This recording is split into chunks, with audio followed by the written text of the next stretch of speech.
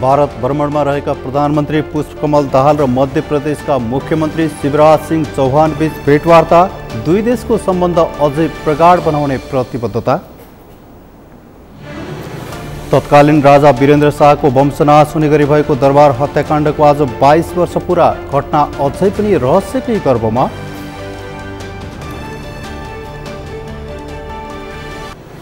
विपन्न नागरिकलाई निःशुल्क उपचार नगर्ने अस्पतालहरूलाई कारबाही गर्ने स्वास्थ्य मन्त्री बस्नेतको चेतावनी, सम्झौता अनुरूप 10% निःशुल्क उपचार गर्न निर्देशन। कांग्रेस सभापति शेरबहादुर देउवा विरुद्ध सङ्घर्ष गर्ने महामन्त्री गगन थापाको चेतावनी, देउवाको एकल निर्णय मानेर आफूहरूले गल्ती गरेको स्वीकारोक्ति। र चीनमा आयोजना हुने 19औं एसियाली खेलकुदको तयारी तथा व्यवस्थापनका लागि सचिवालय स्थापना, खेलाडीहरूलाई ढुक्क भएर खेल्ने वातावरण मिलाउन खेलकुद मन्त्रीको निर्देशन।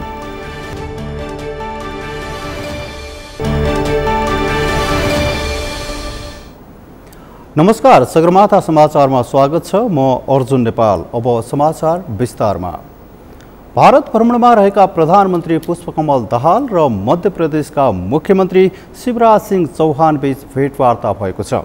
4 दिने भारत भ्रमणमा रहेका प्रधानमन्त्री दाहाल र मध्य प्रदेशका मुख्यमन्त्री बीच इन्दौरमा भेटवार्ता भएको हो। उज्जैन स्थित महाकालेश्वर मन्दिरमा प्रधानमन्त्री पुष्पकमल दाहालले 108 किलो रुद्राक्ष चढाएका छन्। अमृत ढकालको रिपोर्ट। 4 दिने भारत भ्रमणमा रहेका प्रधानमन्त्री पुष्पकमल दाहाल र मध्य प्रदेशका मुख्यमन्त्री शिवराज सिंह चौहान बीच भेटवार्ता भएको छ।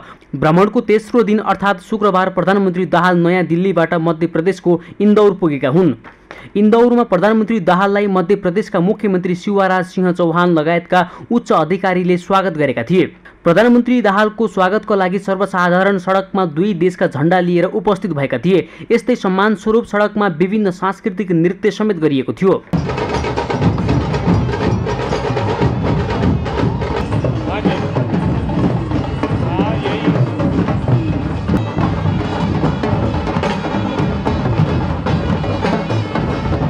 भारतको सबैभन्दा सफा सहरका रूपमा मानिएको इन्दौरमा प्रधानमन्त्री दाहालले फोहोर व्यवस्थापनको अवलोकन गरे। त्यस लगत्तै प्रधानमन्त्री दाहाल मध्य प्रदेशको अर्को सहर उज्जैन पुगे।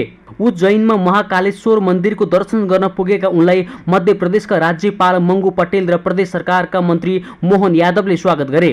उज्जैन स्थित महाकालेश्वर मन्दिरमा प्रधानमन्त्री दाहालले 108 किलो रुद्राक्ष चढाएका छन्। प्रधानमन्त्री दाहालले पत्नी सीता दाहालको स्वास्थ्य लाभको कामना सहित महाकाल बाबाको मन्दिरमा विशेष पूजा गरेका हुन्। शनिबार अपराह्न 4:20 बजे प्रधानमन्त्री दाहाल स्वदेश फिर्ता हुने कार्यक्रम तय गरिएको छ। सगरमाथा टेलिभिजनका लागि अमृत ढकाल, काठमाडौँ। दरबार हत्याकाण्ड भएको आज 22 वर्ष पुरा भएको छ। 2058 जेठ 19 गते नारायणहिटी राजदरबारभित्र तत्कालीन राजा वीरेन्द्र शाहको वंश विनाश भएको थियो। दरबारभित्रको अति सुरक्षित स्थलमा तत्कालीन राजा वीरेन्द्र, रानी ऐश्वर्या, युवराज दिपेन्द्र लगायतका राजपरिवारका अन्य सदस्यहरूको हत्या भएको थियो। तर दरबार हत्याकाण्ड भएको 2 दशक बितिसक्दा पनि दरबार हत्या कसरी भयो, कसले गर्यो, यो अझै पनि रहस्यकै गर्भमा रहेको छ। यशोदा भण्डारीको रिपोर्ट। 2058 साल जेठ 19 गते शुक्रबार नारायणहिटी राजदरबारमा तत्कालीन राजा वीरेन्द्र शाह र उनको परिवारको हत्या भएको शुक्रबार 22 वर्ष पुरा भएको छ। 22 वर्ष अघि आजकै दिन राति नारायणहिटी राजदरबार हत्याकाण्ड भएको थियो। उक्त हत्याकाण्डलाई नेपाली इतिहासको कहाली लाग्दो घटनाका रूपमा लिइन्छ। विक्रमसम्म 2028 सालदेखि नेपालको 10औं शाह वंशीय राजाका रूपमा 30 वर्ष शासन गरेका राजा वीरेन्द्रको वंश विनाश भयो। यही दिनलाई आज पनि कयौं नेपालीहरू कालो दिनको रूपमा सम्झन्छन्। दरबारमा हरेक महिनाको तेस्रो शुक्रबार राजपरिवारका सदस्यहरूको रात्रि भोज हुने गर्थ्यो। राज सदस्यहरूको भेटघाट दरबारभित्र अति सुरक्षित स्थलमा हुने गर्थ्यो। तर दुर्भाग्यवश सब परिवार भेला भएकै ठाउँमा अचानक राजा वीरेन्द्रमाथि गोली चल्यो। त्यसपछि लस्करे रानी ऐश्वर्या, युवराज दिपेन्द्र, राजकुमार निराजन, राजकुमारी श्रुति, राजकुमार धीरेन्द्र लगायतका अन्य राजपरिवारका सदस्यहरूमाथि पनि गोली चल्यो। युवराज दिपेन्द्रले परिवारका सदस्यहरूलाई गोली चलाएर मारेको र पछि आफैलाई गोली हानेको भनिए पनि राजदरबार हत्याकाण्ड अझै पनि रहस्यकै गर्भमा छ। दिपेन्द्रको आमा मुख्य नै चाहिँ नि कार्य चाहिँ यो बदमास भन्नु चाहिँ त्यो चाहिँ चाण्डाल त्यही नै चाहिँ हो। त्यसले गर्दाखेरि चाहिँ नि यो सब काण्ड भएको। जहिले पनि चाहिँ नि भाइ चाहिनेलाई राजा बनाउने, तँलाई चाहिँ यसलाई चाहिँ नि हटाउने भनेर चाहिँ नि गरे र उसले चाहिँ नि त्यहीतिर लाग्यो। अब चाहिँ त्यो भाइलाई चाहिँ नि राजा बनाउने उसले पक्का गर्यो। बाउ चाहिनेले पनि भाइ चाहिनेलाई नै दिने। अब जे पनि युवराज नहो पनि, यो त युवराज नै थियो। युवराज भएको भाइहरूले काकाको छोराहरू यिनीहरूले उनीहरूलाई चाहिँ नि रक्सी पनि खाएको, अलि रक्सी खाएको, उसले चाहिँ बर्ता रक्सी खाएको एक्टिङ गरेको रहेछ। यसो मान्छे मात्रै छिर्ने काठको ढोका के। अब त्यस्तो पनि रहेछ राजा गाउँ त्यहाँ। त्यहाँबाट त्यो ढोकाबाट चाहिँ नि बाउलाई चाहिँ हानेर टाउकेमा हानेर बाउलाई मार्यो। हानेर चाहिँ नि ऊ चाहिँ नि जानबाट लागेको। आमा र भाइ चाहिँ नि ढुकुटी जाने रहेछ। त्यही बाटो उनीहरू चाहिँ ठक्कै भेट भयो। त्यो देख्यो भने अब आमालाई पनि हान्यो, भाइलाई पनि हान्यो। अब आमालाई पनि मार्यो, बाउलाई पनि मार्यो, भाइलाई पनि मार्यो, सबलाई मारेपछि त्यो त बौला आयो थियो। 2058 साल जेठ 19 गते दरबार हत्याकाण्ड भएपछि घटनाको अनुसन्धानको लागि तत्काल छानबिन समिति गठन भएको थियो। तत्कालीन प्रधान न्यायाधीश केशव प्रसाद उपाध्याय र सभामुख तारानाथ राणाभाटको टोलीले घटनास्थलको अवलोकन र प्रत्यक्षदर्शीहरूको बयान सङ्कलन समेत गर्यो। उच्च स्तरीय छानबिन समितिले युवराज दिपेन्द्रले नै गोली चलाएको ठहरायो। तथापि युवराज दिपेन्द्रले गोली चलाएको कुरा अझै पनि कतिपय मान्न तयार छैनन्। यसबारे गहिरो अनुसन्धान नभएको धेरैको बुझाइ छ। राजा वीरेन्द्रको समयमा प्रधानमन्त्री रहेका लोकबहादुर चन्द पनि स्वतन्त्र र निष्पक्ष रूपमा अध्ययन अनुसन्धान नभएको र कसले मारेको भनी यसै भन्न नसकिने बताउँछन्। म के भन्छु भने आजको दिनलाई एउटा कालो दिनको रूपमा नेपालीले त्यो बेला पनि लिएका थिए र उहाँ लोकप्रिय हुनुहुन्थ्यो। तर जति मानिसहरूको चित्त दुख्यो त्यति लोकप्रिय हुनुहुन्छ होला भन्ने हामीलाई लागेको थिएन। मानिसहरूले आजको दिनलाई शोक दिवसको रूपमा मनाए, अझ पनि मनाउँदैछ। मुलुकको सुरक्षा सम्बन्धी कुरालाई र यस्ता घटना नदोहोऱ्याउनु भन्ने हिसाबले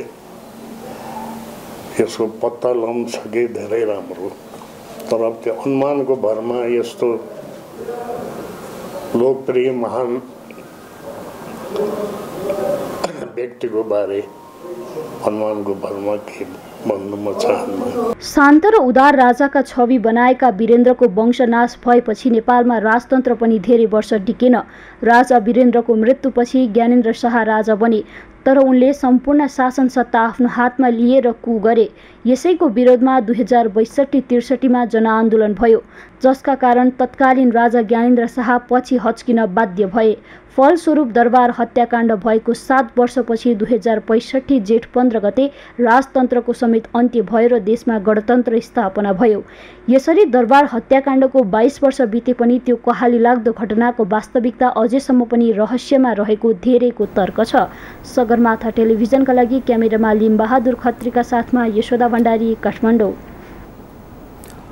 नारायणहिटी राजदरबारमा तत्कालीन राजा वीरेन्द्र शाह र उनको सपरिवारको हत्या भएको 22 वर्ष पुगेको छ। 2058 साल जेठ 19 गते राजपरिवारका सबै सदस्य भोजका लागि भेला भएको बेला राजा वीरेन्द्र, रानी ऐश्वर्या लगायतका थुप्रै परिवारका सदस्यहरूको गोली लागि हत्या भएको थियो। उच्च सुरक्षा घेराका बीचमा भएको दरबार हत्याकाण्डको कहाली लाग्दो घटना अझैसम्म पनि रहस्य नै रहेको छ। यसै सन्दर्भमा हामीले आजको सगरमाथा जनबोलीमा सर्वसाधारणलाई सोधेका थियौँ, तत्कालीन राजपरिवारलाई कसरी सम्झिनुहुन्छ? हेरौँ उनीहरूको भनाइ उनीहरूकै शैलीमा।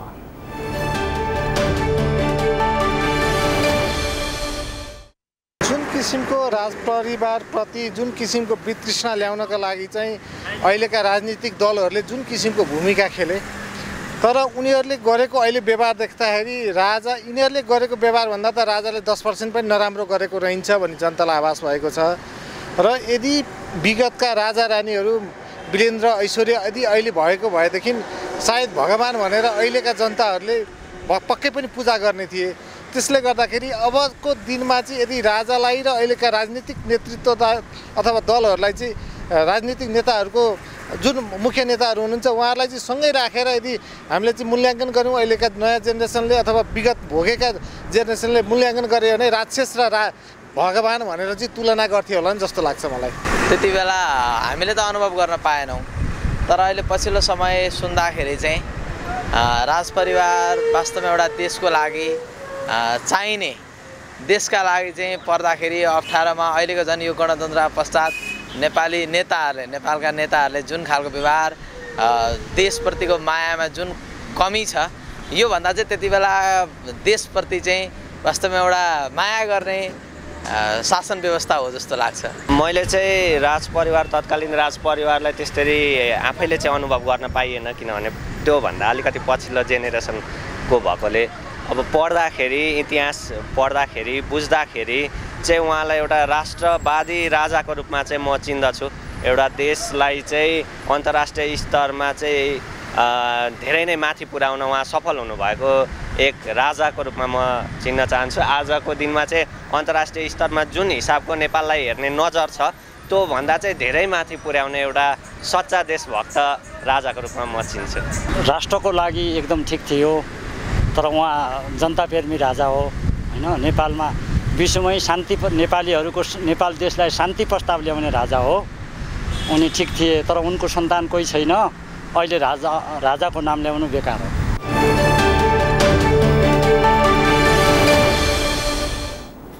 स्वास्थ्य तथा जनसङ्ख्या मन्त्री मोहन बहादुर बस्नेतले विपन्न नागरिकलाई 10% निःशुल्क उपचार नगर्ने अस्पतालहरूलाई कारबाही गरिने बताउनु भएको छ।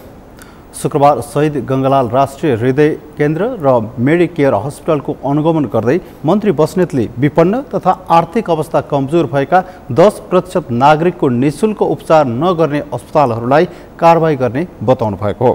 उहाँले अस्पताल सञ्चालनको स्वीकृति लिँदा 10% विपन्न नागरिकलाई निःशुल्क उपचार गर्ने प्रावधान राखिएको भए पनि सो प्रावधान पूर्ण रूपमा कार्यान्वयन हुन नसकेको बताउनुभयो।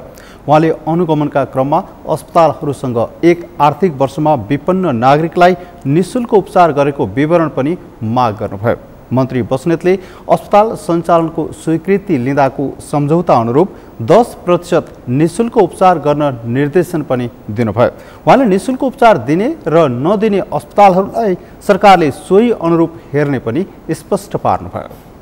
त्यो चाहिँ एउटा क्राइटेरिया हेरेर अथवा चाहिँ त्यो कुरा बुझेर चाहिँ 10% सबै अस्पतालहरूले निःशुल्क उपचार गरिदिनु पर्ने चाहिँ जो स्वास्थ्य संस्था स्वीकृति लिँदा अथवा अस्पतालहरूले स्वीकृति लिँदा त्यो प्रावधान नेपाल सरकारले राखेको छ। तर व्यवहारमा त्यो लागू भएको छैन भन्ने कुरा चाहिँ हामीलाई गुनासो आएको मात्रै होइन, अलिअलि जानकारी मलाई पनि छ। त्यस कारणले गर्दाखेरि हामीले आजबाट चाहिँ विशेष गरी यो सेवा सुविधा विपन्नले पाएका छैनन् वा 10% पाएका छैनन् त्यो हामी हेर्छौँ र हामीले एक आर्थिक वर्षकै भनेपछि एक वर्षकै त्यो तथ्याङ्क हामी माग्छौँ। माग्दाखेरि त्यो सेवा सुविधा कुन कुन अस्पतालले दियो, कुन कुनले दिएन, अझ चाहिएको भन्दा पनि सम्झौता भएको भन्दा पनि बढी दिएको रहेछ भने हामी त्यसलाई त्यसै किसिमले हेर्छौँ र त्यो अनुसारले गरेको छैन भने हामी त्यही अनुसारले हेर्छौँ। र आजबाट फेरि यसलाई स्पेसल यो कुरालाई चाहिँ हामी अगाडि बढाएर अब अहिले हामी यहाँ गङ्गालाल हृदय रोग केन्द्रमा हामी आयौँ। अब हामी निजी अस्पतालहरूमा जान्छौँ। जसले त्यो दिएको छैन मन्त्रालयले कानुनी परिधिभित्र रहेर हामी कारबाही सुरु गर्छौँ। उहाँले अनुगमनका क्रममा अस्पताल प्रशासन, चिकित्सक, बहिरङ्ग सेवामा भएका बिरामी, आकस्मिक सेवामा भर्ना भएका बिरामीहरूलाई भेटी अस्पतालले दिएको सेवाको सम्बन्धमा जानकारी लिनुभएको थियो।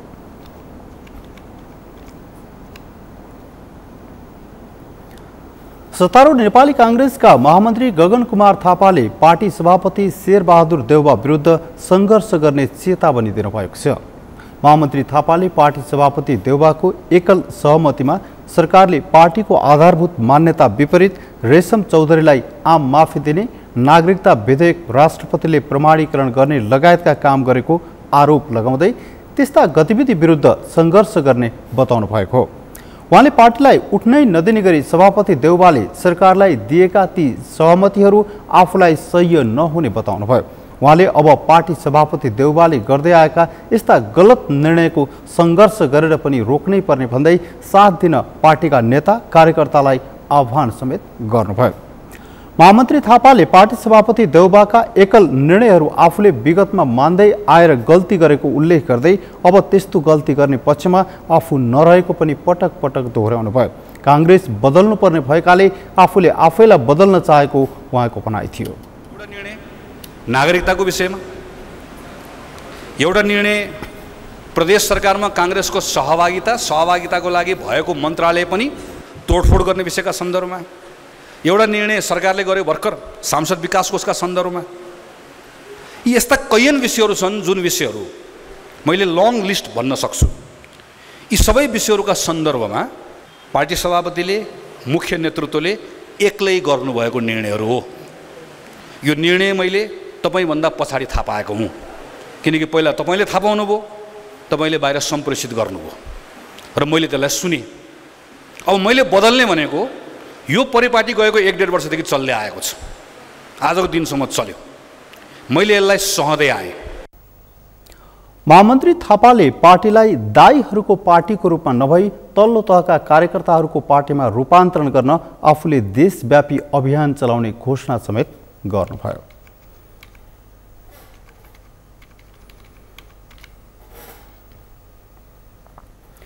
राष्ट्रपति कार्यालयबाट प्रमाणीकरण भएको नागरिकता विधेयकको विरोधमा काठमाडौँमा प्रदर्शन भएको छ। शुक्रबार काठमाडौँको माइती घरमा नागरिकता विधेयक प्रमाणीकरण भएको विरोधमा प्रदर्शन गरिएको हो। राष्ट्रपति रामचन्द्र पौडेलले जेठ 17 गते नागरिकता विधेयक प्रमाणीकरण गर्नुभएको थियो। नागरिकता विधेयक प्रमाणीकरण असंवैधानिक भएको भन्दै अहिले विभिन्न स्थानमा विरोध भइरहेको छ। यसकै विरोधमा आज माइतीघरमा राष्ट्रवादी केन्द्र नेपालले नागरिकता विधेयक खारेजी र अखण्ड नेपालको पक्षमा विरोध प्रदर्शन गरेको छ। उनीहरूले माइतीघरमा ढ्याङ्ग्रो ठटाएर विरोध जनाएका छन्।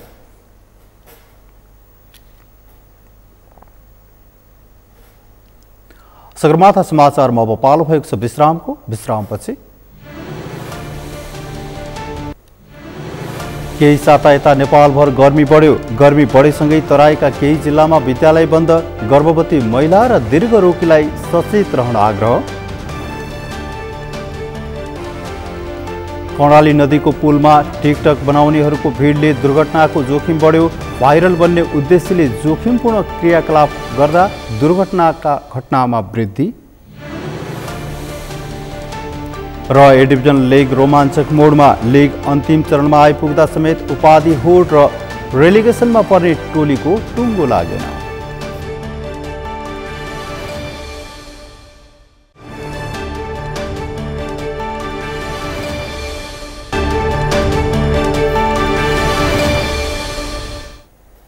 विश्रामपछि सगरमाथा समाचारमा स्वागत छ। अब बाँकी समाचार। केही साता यतादेखि नेपालमा तापक्रम बढ्न थालेको छ। तापक्रम बढेसँगै धेरै गर्मी महसुस गरिएको छ। अहिले तराई क्षेत्रका केही जिल्लाहरूमा तापक्रम बढेर 43 डिग्री सेल्सियससम्म पुगेको छ। हाल काठमाडौँ उपत्यकाको तापक्रम औसत 32 डिग्री सेल्सियसको आसपासमा रहेको मौसम पूर्वानुमान महाशाखाले जनाएको छ। गत मे 23बाट काठमाडौँ उपत्यकाको तापक्रम लगातार बढिरहेको छ।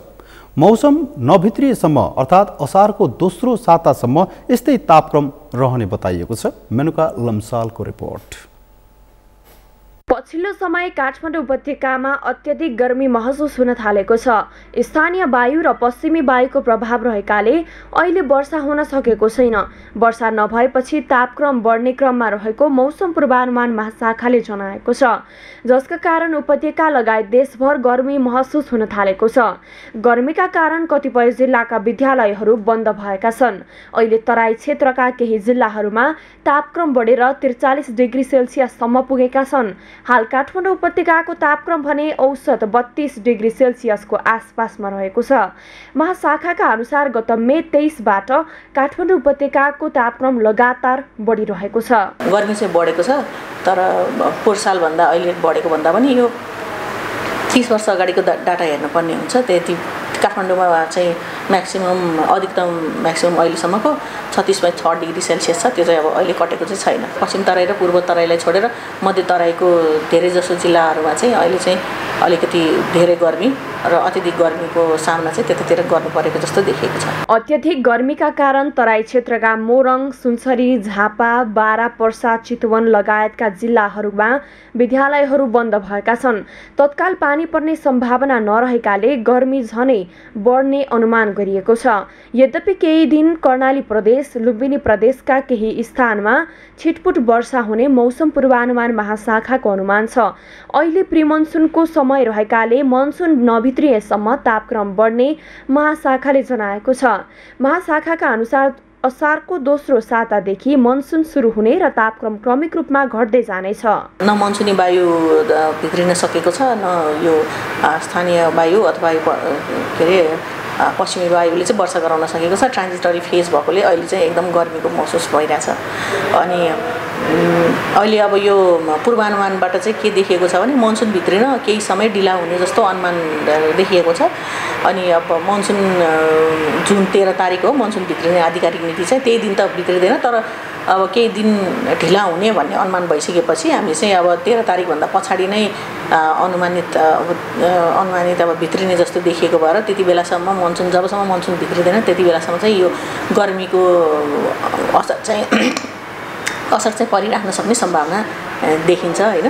तैपनि यो स्थानीय र पश्चिम वायुको प्रभावले चाहिँ देशका पहाडी भूभागमा कतै कतै हल्का वर्षाको सम्भावना भनेर हामीले चाहिँ 3 दिन आज भोलि पर्सि 3 दिनलाई दिएको त छ। शुक्रबार विराटनगर र जनकपुरको अधिकतम तापक्रम 42, भरतपुर र राजविराज झापाको 41 र भैरहवाको 40 डिग्री पुगेको छ।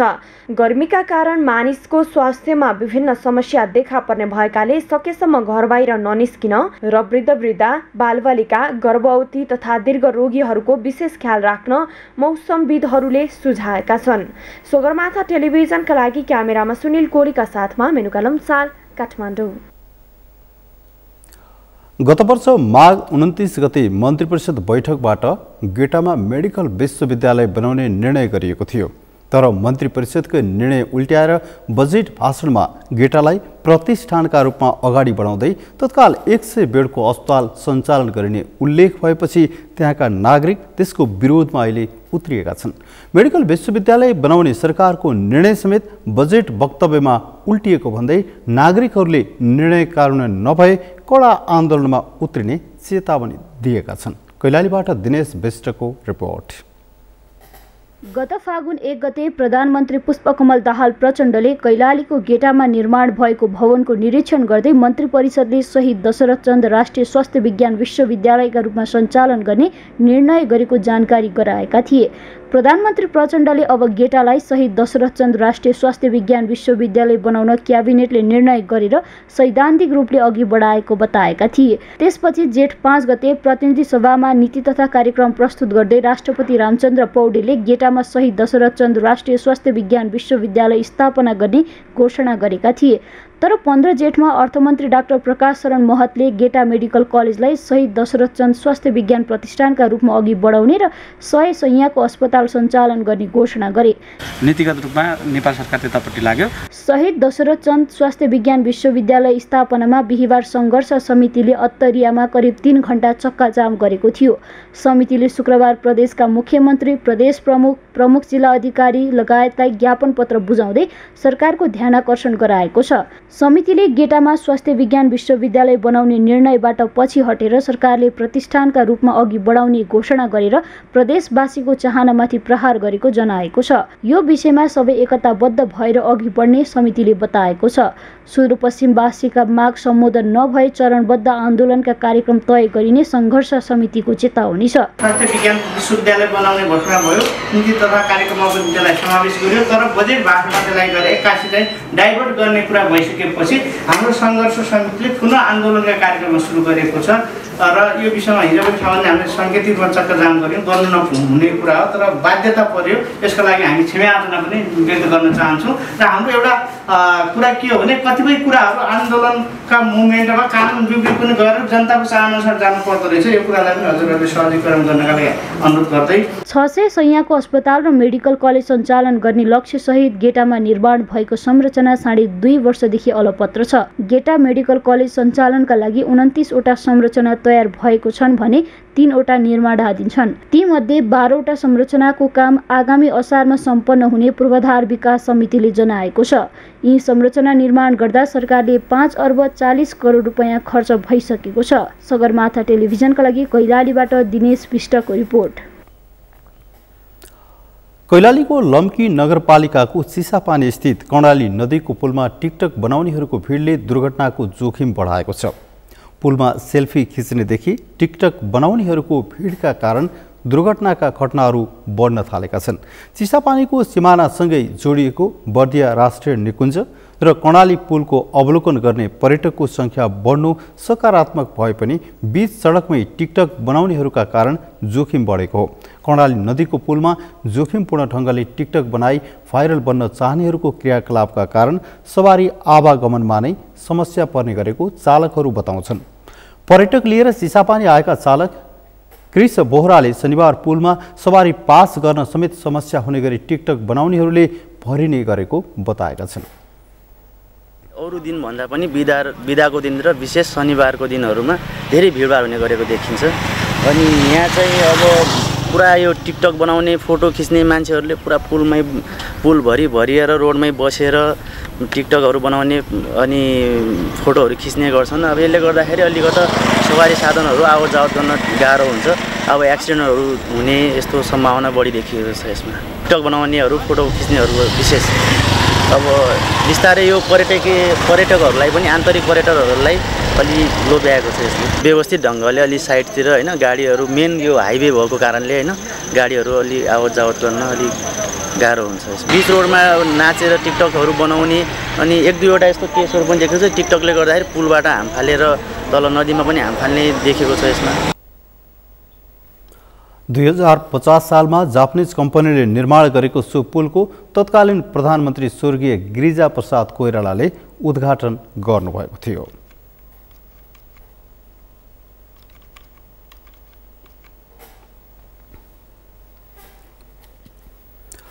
छिन्चु जाजरकोट सडक खण्डमा मनपरी फाडा असुल्ने 29 जना सवारी चालकलाई कारबाही गरिएको छ। सर्वसाधारणको गुनासो आउन थालेपछि यातायात व्यवस्था सेवा कार्यालय चौरजहारी रुकुम पश्चिम, जिल्ला प्रशासन कार्यालय जाजरकोट, जिल्ला ट्राफिक प्रहरी कार्यालय, जिल्ला प्रहरी कार्यालय, राष्ट्रिय उपभोक्ता मञ्च सुर्खेत लगायतको संयुक्त अनुगमन टोलीले गरेको अनुगमनमा आफू खुसी यात्रुबाट फाडा असुल्ने 29 वटा सवारी चालकलाई कारबाही गरिएको हो।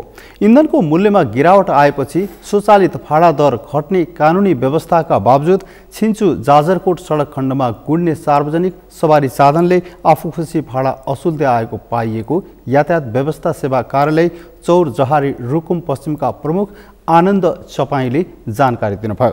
उहाँले सार्वजनिक सवारी साधनले मनपरी फाडा असुल्ने गरेको गुनासो आएपछि कार्यालयको नेतृत्वमा स्थानीय प्रशासन, ट्राफिक प्रहरी, पत्रकार, नागरिकको रोहभरमा पछिल्लो 1 हप्तामा 362 वटा सवारी साधनहरूको चेक जाँच गरिएकोमा नियम विपरीत गुड्ने 80 वटा सवारी साधनमाथि कारबाही गरिएको बताउनुभयो।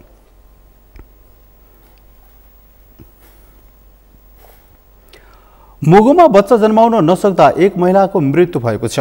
छायानाथ रारा नगरपालिका वडा नम्बर 13 छाकोटकी 30 वर्षीय राजु नेपालीको बच्चा जन्माउन नसक्दा मृत्यु भएको हो। बिहिबार घरमा सुत्केरी हुन नसकेर जिल्ला अस्पताल मुगुमा आउनु भएको थियो। जिल्ला अस्पताल मुगुले जारी गरेको विज्ञप्ति अनुसार पिसाब संक्रमण र बच्चा पाउने व्यथा लागेर नेपाली बिहिबार अस्पताल भर्ना भएकी थिइन्। तर आफन्तले अस्पतालको लापरवाहीको कारण नेपालीको मृत्यु भएको आरोप लगाएका छन्। त्यसो त अस्पतालले विज्ञप्ति पनि अस्पतालको लेटर प्याडमा नगरी सामान्य कागजमा गरेको छ। यसले थप आशंका बढेको आफन्तले बताएका छन्। सगरमाथा समाचारमा अब पालो भएको छ विश्रामको। विश्रामपछि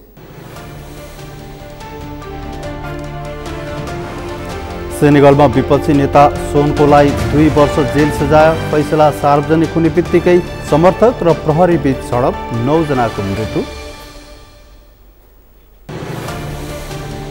र ए डिभिजन लिग रोमाञ्चक मोडमा लिग अन्तिम चरणमा आइपुग्दा समेत उपाधि हो र रेलिगेसनमा पर्ने टोलीको टुङ्गो लागेन।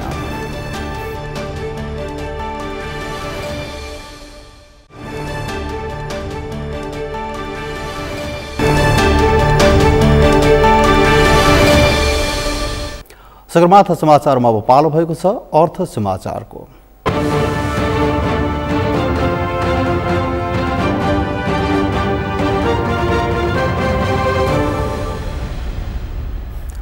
नेपालमा डीटीएच सेवा प्रदान गरिरहेको डिस मिडिया नेटवर्क लिमिटेडले डाटा सेन्टर र इन्टरनेट सेवामा आईएसओ प्रमाणीकरण प्राप्त गरेको छ। अमेरिकाको क्वालिटी स्ट्यान्डर्ड रजिस्ट्ररले हालै कम्पनीको योजना, चुस्त नेतृत्व, कार्य सम्पादन मूल्याङ्कन, ग्राहक सेवाको गुणस्तरको आधारमा निरीक्षण गरी डिस मिडिया नेटवर्कलाई आईएसओ 9001-2015 प्रदान गरेको छ। सेटेलाइट टेलिभिजन मार्फत नेपालको कुना कन्दरामा गुणस्तरीय सेवा प्रदान गरिरहेको कम्पनीले पछिल्लो समय अन्य सेवा प्रदायकको भन्दा सुलभ र उच्च गुणस्तरको इन्टरनेट सेवा सञ्चालन गरिरहेको छ। यस्तै हालै आफ्नो सेवालाई विस्तार गर्ने क्रममा डाटा सेन्टर पनि सञ्चालनमा ल्याएको छ। आगामी दिनमा समेत समय अनुसारको प्रविधि प्रयोग गरी कम्पनीले प्रदान गरिरहेको विभिन्न सेवालाई थप गुणस्तरीय र ग्राहक सेवालाई अझ प्रभावकारी बनाउँदै लैजाने कम्पनीले जनाएको छ।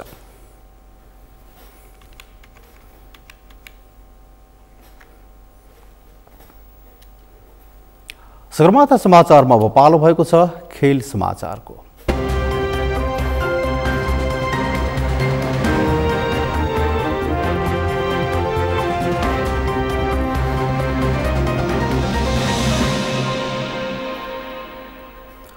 चीनको होजाओमा आयोजना हुने 19औं एसियाली खेलकुदको तयारी, सहभागिता र व्यवस्थापनका लागि राष्ट्रिय खेलकुद परिषदमा शुक्रबार सचिवालय स्थापना गरिएको छ।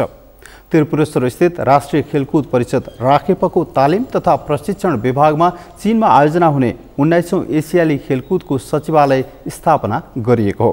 सचिवालयको उद्घाटन युवा तथा खेलकुद मन्त्री डिग बहादुर लिम्बुले गर्नुभयो। सचिवालयको उद्घाटनपछि बोल्दै युवा तथा खेलकुद मन्त्री लिम्बुले एसियन गेम्समा खेलाडीलाई परिणाममुखी बनाउने लक्ष्यका साथ काम गर्न निर्देशन पनि दिनुभयो। नतिजा निकाल्न एकजुट भएर काम गर्न भन्दै मन्त्री लिम्बुले स्वार्थभन्दा माथि उठेर काम गर्न र खेलाडीलाई ढुक्क भएर खेल्ने वातावरण प्रबन्ध गर्न निर्देशन दिनुभयो।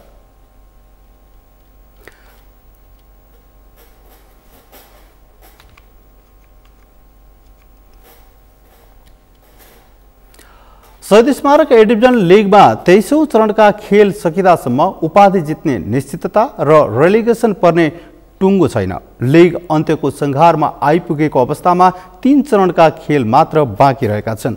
3 चरणका खेल बाँकी रहेको समयमा लिगको अन्त्यमा कस्तो स्वरूप लिने हो र बच्ने भन्नेमा सबै क्लबलाई चिन्ता रहेको छ। एक रिपोर्ट।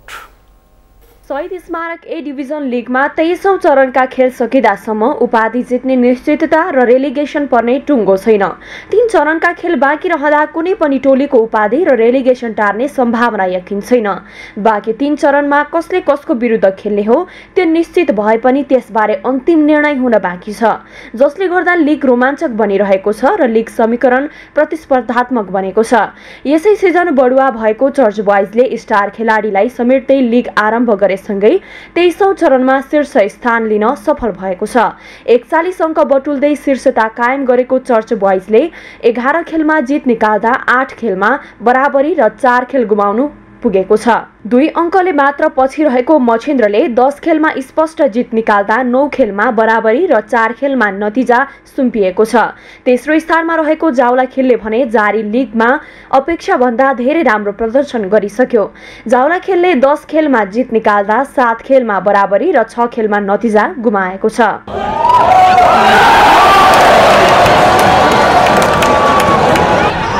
यस्तै यस्तै विभागीय टोली पुलिस तेस्रो चरणमा आइपुग्दा सबैभन्दा खराब खेल्ने टिम रह्यो, तर अहिले भने पुलिसलाई रेलिगेसन डर कम भएको छ।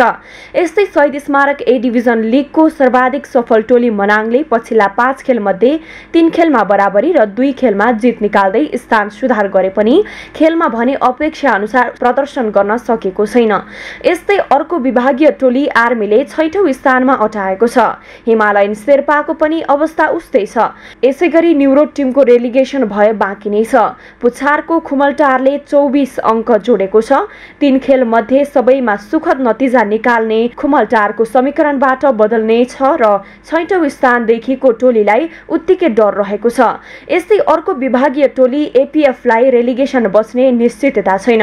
खराब लयलाई अनुभवी प्रशिक्षक मेघराज केसीले तोड्न सकेका छैनन्। 3 स्टारका साख कमजोर बन्दै गएको छ। अर्को टोली सङ्कटालाई पनि यो सिजन रेलिगेसन बस्ने सोच भन्दा माथि उठ्नका लागि मौका नै मिलेन। पुछारमा रहेका फ्रेन्च र खुमलटार भने रेलिगेसन बस्नका लागि सङ्घर्ष गरिरहनु पर्ने भएको छ। सगरमाथा समाचारको अन्त्यमा मुख्य समाचार पुनः एकपटक। भारत भ्रमणमा रहेका प्रधानमन्त्री पुष्पकमल दाहाल र मध्य प्रदेशका मुख्यमन्त्री शिवराज सिंह चौहान बीच भेटवार्ता, दुई देशको सम्बन्ध अझै प्रगाढ बनाउने प्रतिबद्धता।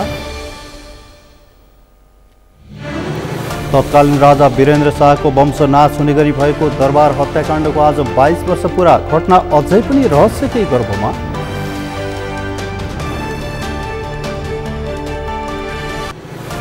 विपन्न नागरिकलाई निःशुल्क उपचार नगर्ने अस्पताललाई कारबाही गर्ने स्वास्थ्य मन्त्री बस्नेतको चेतावनी, सम्झौता अनुरूप 10% निःशुल्क उपचार गर्न निर्देशन।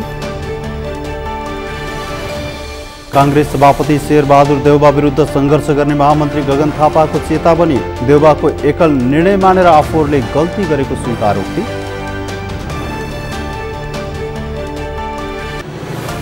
र चीनमा आयोजना हुने 19औं एसियाली खेलकुदको तयारी तथा व्यवस्थापनका लागि सचिवालय स्थापना, खेलाडीहरूलाई ढुक्क भएर खेल्ने वातावरण मिलाउन खेलकुद मन्त्रीको निर्देशन। हवस् त सगरमाथा समाचार अहिलेलाई सकियो। तपाईँ समाचार बुलेटिनका साथै सगरमाथा टेलिभिजनका सम्पूर्ण कार्यक्रम www.sagarmatha.tv मा पनि पढ्न र हेर्न सक्नुहुनेछ। साथै युट्युबमा youtube.com/सगरमाथा टिभी नेपालमा हेर्न सक्नुहुनेछ। तपाईँ हामीलाई फेसबुकमा पनि facebook.com/STV नेपालमा फलो गर्न सक्नुहुनेछ। समाचारको शिखर नेपालको गौरव, नेपालको पहिलो न्युज च्यानल सगरमाथा टेलिभिजन हेर्दै गर्नुहोला। नमस्कार।